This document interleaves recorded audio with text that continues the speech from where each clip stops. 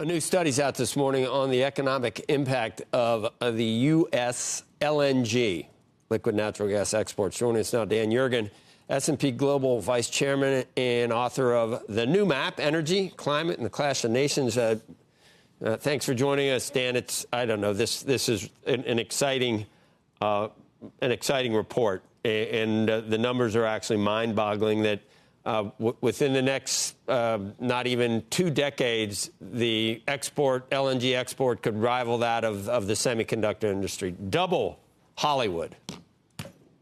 And more than soybeans. I mean, it's really, this is an industry that has gone from not existing 9 years ago to, as you say, being one of America's major export industries with really a big impact on the U.S. economy, $400 billion so far in GDP, and looking to $1.3 trillion over the next decade and a half. So it's a big deal.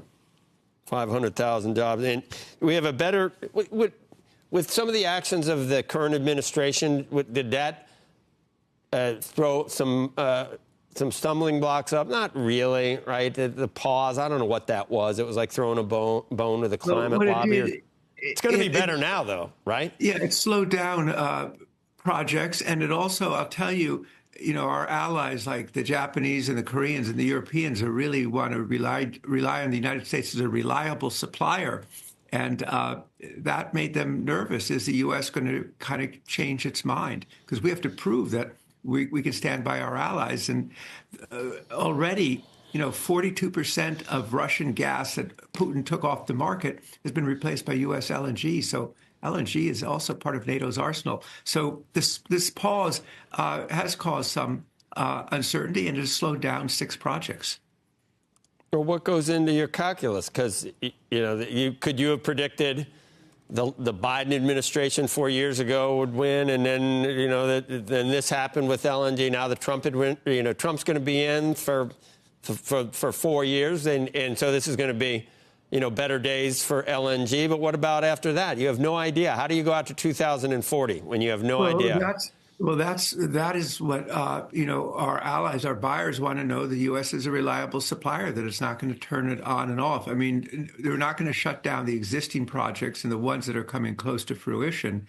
And as it is, the U.S. has gone from nowhere to be the world's largest exporter of LNG. That's a really big deal. And people like Vladimir Putin really do not like that. I mean, it seems like everybody wins. That's why I don't really understand obviously hydrocarbon demand is going to continue to increase. You've put out reports on that too, till 2050, probably, for fossil fuels. This is the best fossil fuel for the climate lobby. So why would Biden decide to take it? Why do it to LNG when it's the best of both worlds? I think, political pressures. It's still a fossil fuel, and part of the administration and some of their, and part of their supporters just don't like fossil fuels. But, we've seen that with natural gas replacing coal in our electric generation, our emissions went way down. And one of the big markets for LNG, there are 50 countries now that get U.S. LNG, are Southeast Asia, which want to get off coal. So, in fact, it's a positive for That's what I mean. emissions.